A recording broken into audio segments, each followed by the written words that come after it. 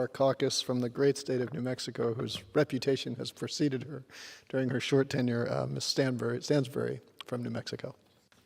Thank you, Mr. Chairman, and thank you, Mr. Speaker.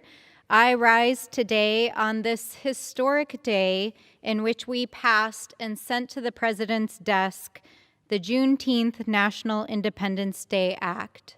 And it seems appropriate that we should also take a moment now to talk about climate justice, as we are also talking about racial justice in our country. Because the science is clear, we must urgently address the issues of climate change now. We must address the causes of climate change and our greenhouse gas footprint. We must mitigate the impacts of climate change and lift up and support our communities.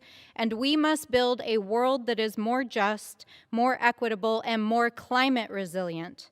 And to do so, we must do that by investing in our communities, investing in their future, and investing in critical infrastructure that will make that possible.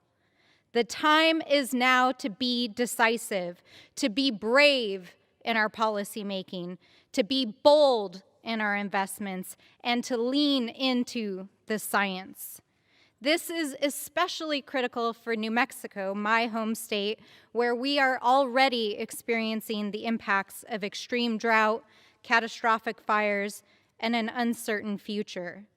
I have spent my career working on these issues, and I know that we must invest in infrastructure like our electric grid, broadband infrastructure, drinking water, irrigation, and green infrastructure so that our communities can remain resilient as we are going through this change, and to ensure that we are taking full advantage and leaning into our clean energy future.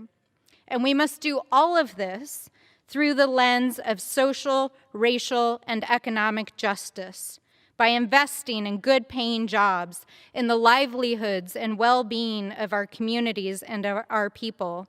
And that is why we need the American Jobs Plan now, and the investments that are not only going to be shovel-ready, but as a friend of mine says, also shovel-worthy. So the time is now to take action on climate change and to ensure that we are investing in the infrastructure that will make it possible for future generations to live resiliently on this planet.